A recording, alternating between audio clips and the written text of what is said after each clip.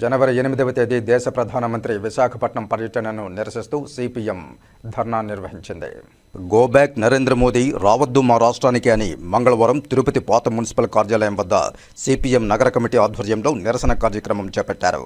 ఈ నిరసన కార్యక్రమానికి సిపిఎం నగర కార్యదర్శి కె వేణుగోపాల్ అధ్యక్షత వహించారు.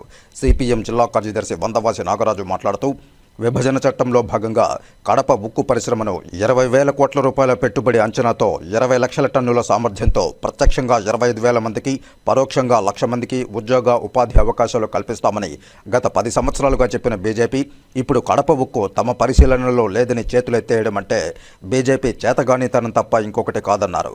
రాయలసీమ ప్రాంతంలో వరుస కరువులతో లక్షలాది మంది పేదలు వలసలతో వేల సంఖ్యలో రైతులు ఆత్మహత్యలతో తీవ్ర సంక్షోభంలో కూరుకుపోయినప్పుడు గంజి కేంద్రాల ద్వారా ప్రజలను కాపాడుకోవాల్సిన దుస్థితి వచ్చిందని, ఇలాంటి పరిస్థితుల్లో కేంద్రంలో వామపక్షాల మద్దతుతో ఏర్పడిన యూపీఏ ప్రభుత్వ సహాయంతో అప్పటి ముఖ్యమంత్రి రాజశేఖర్ రెడ్డి కడపలో బ్రహ్మణి ఉక్కు పరిశ్రమను నిర్మించాలని 2007 జూన్ 10న అంబవరం గ్రామ సమీపంలో శంకుస్థాపన చేశారన్నారు. 10,000 ఎకరాల ప్రభుత్వ భూమిలో ఈ పరిశ్రమను నిర్మించాలని నిర్ణయించారన్నారు. అయితే మాటలు కోటలు దాటినా కాలు గడప దాటలేదు. ఏళ్లు గడిచినా కడప ఉక్కు పరిశ్రమ ఒక్క అడుగు కూడా ముందుకు పడలేదని అన్నారు.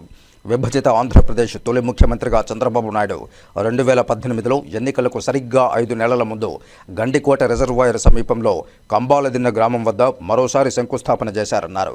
2019లో జగన్మోహన్ రెడ్డి డిసెంబర్ 23న మూడోసారి శంకుస్థాపన చేశారని, తిరిగి 2023 ఫిబ్రవరి 15న ఇదే ఉక్కు పరిశ్రమకు మరోసారి శంకుస్థాపన చేశారని, ఇలా 4 సార్లు శంకుస్థాపన చేసినా ఒక్క ఇంచి పని కూడా జరగలేదని, ఏకైక పరిశ్రమ బహుశా ఇదేనేమో అని అన్నారు.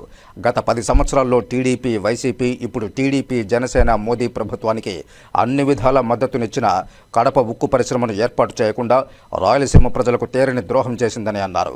విభజిత ఆంధ్రప్రదేశ్లో వెనుకబడిన రాయలసీమ, ఉత్తరాంధ్ర జిల్లాలకు ప్రత్యేక నిధులు ఇస్తామని విభజన చట్టంలో ఉందన్నారు. బుందేల్ఖండ్ తరహా ప్యాకేజీ ఇస్తామని చెప్పడం, ప్యాకేజీ ప్రకారం సుమారు 11,000 కోట్ల రూపాయల నిధులు రావాల్సి ఉందన్నారు. అయితే వెనుకబడిన 7 జిల్లాకు సంవత్సరానికి 50 కోట్ల రూపాయల చొప్పున 3 సంవత్సరాలకు మాత్రమే ఇచ్చి బీజేపీ దగా చేసిందన్నారు.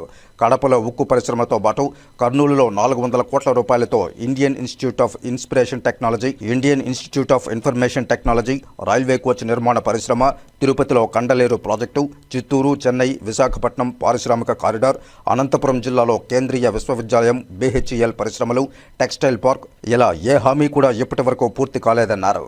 రాష్ట్రానికి ప్రత్యేక హోదా ఇస్తామంటూ 10 సంవత్సరాలుగా రాష్ట్ర ప్రజలను నమ్మించి బీజేపీ ద్రోహం చేసిందని, బీజేపీకి తగిన బుద్ధి చెప్పాలని, ఆంధ్ర రాష్ట్రానికి ఇచ్చిన ఏ హామీని అమలు చేయకుండా మతాల మధ్య చిచ్చు పెట్టడం, మత ఉద్రిక్తతలు ప్రేరేపించడమే బీజేపీ లక్ష్యంగా పెట్టుకుని పనిచేస్తోందని అన్నారు. ఈ కార్యక్రమంలో సిపిఎం నాయకులు T Subrahmanyam, S Jayachandra, Madhavakrishna, P Bujji, P Sailakshmi, P Hemalatha, M Jayanthi, M Narendra, R Mallikarjunarao, A Radhakrishna, P Ramesh, M Raju, G Chinnababu, Modeen, Badulla, Isubha, G Vasu, Prasad, Ram, Sudhakar తదితరులు పాల్గొన్నారు. వైజాగ్కే కాకుండా ఈరోజు కడప స్టీల్ పరిశ్రమని స్థాపించడానికి అనేకమైన హామీలు ఇచ్చి విభజన చట్టంలో ఈరోజు ప్రారంభించడానికి కృషి చేయకపోగా దానికి వైబిలిటీ లేదని చెప్పేసి ఆ రకంగా ద్రోహం చేస్తున్నారు రాయలసీమ ప్రాంతానికి. ఇదే కాదు, విభజన చట్టంలో ఆ రోజున్న ఆ జిల్లాలకి, రాయలసీమ జిల్లాలకు ఒక్కొక్క జిల్లాకి సంవత్సరానికి 50 కోట్ల లెక్కనిచ్చే అభివృద్ధికి తోడ్పడతా ఉన్నారు. ఒక సంవత్సరం ఇచ్చి చేతులు దురుపుకున్నా తప్ప ఆ తర్వాత 10 ఏళ్ల పాటు ఎగనామం పెట్టి ఈరోజు ద్రోహం చేసిన పరిస్థితి చూస్తున్నాం. ఈరోజు అందరి నివా కానీ, ఎస్ఎస్ కెనాల్ కానీ అనేక పరిశ్రమలు ఈరోజు పూర్తి చేసుకోకుండా ఇబ్బంది పడుతున్న మనకి ఈరోజు నరేంద్ర మోడీ వచ్చి ఏం వరగబడ్డారు అని చెప్పేసి నేను చెప్తున్నా. ఈ నరేంద్ర మోడీ మొత్తం కూడా ఈరోజు రాజధానికి కూడా నిధులు ఇవ్వలేని పరిస్థితి, అప్పు తీసుకొని మీరు బాధపడండి అనే పరిస్థితి. పోలవరం నిర్వాసితులకు సంబంధించి ఈరోజు ఎటువంటి ప్యాకేజీ అమలు చేయకుండా పాత ప్యాకేజీలతో ఇబ్బంది పడుతున్న పరిస్థితి చూస్తున్నాం. విశాఖపట్నం ఉక్కు పరిశ్రమకి గనులు కేటాయించకుండా ఈరోజు ప్రైవేటు వ్యక్తులకి, ప్రైవేటు వాళ్ళకి ఈరోజు కేటాయించడానికి ఈరోజు ప్రయత్నం చేస్తున్నారు. అందువల్ల ఈరోజు ఆంధ్ర రాష్ట్రానికి సర్వనాశనం చేయడానికి బీజేపీ కారణమైంది. బీజేపీని అందుకని ఆ రాష్ట్ర ప్రజలు ఈరోజు తిరుపతిలో ఓడించారు. వెంకటేశ్వర స్వామి సాక్షిగా నువ్వు ఇక్కడ వాగ్దానం చేసి ప్రత్యేక హోదా ఇస్తామని చెప్పినావు కాబట్టి ఇక్కడ తిరుపతిలో ఓడించినారు. పక్కన రాజంపేటలో ఓడించినారు. అరకు లోయలో ఈరోజు నువ్వు పనికిరావని చెప్పి అరకు దీంతో ఓడించడం జరిగింది. మొత్తం 6 సీట్లు 3 సీట్లని ఓడించి ఇంటికి పంపించినా కూడా ఇంకా కూడా బుద్ధి తెచ్చుకోకుండా ఇంకా కూడా ఏ ముఖం పెట్టుకొని ఈ ఆంధ్ర రాష్ట్రానికి మీరు వస్తున్నారని చెప్పి చెప్తున్నా.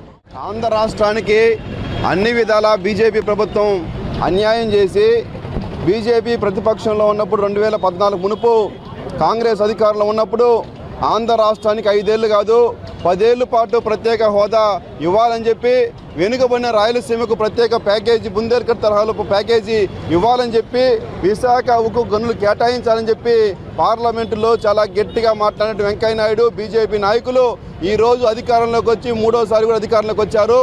ఇప్పటి వరకు కూడా కనీసం ఆంధ్ర రాష్ట్రానికి ప్రత్యేక హోదా ఇవ్వకపోగా, విశాఖకు సంబంధించి ఉక్కు పరిశ్రమకు గనులు కేటాయించకుండా, కడప ఉక్కు మా పరిశీలనలోనే లేదని చెప్పి ఇంత దారుణంగా మాట్లాడి ఆంధ్ర రాష్ట్రానికి అన్ని విధాలా అన్యాయం చేసేటువంటి ప్రధానమంత్రి నరేంద్ర మోడీ గారు ఈరోజు ఆంధ్ర రాష్ట్రానికి ఏ మొహం పెట్టుకొని ఈరోజు ఆంధ్ర రాష్ట్ర పర్యటన మీరు వస్తారు?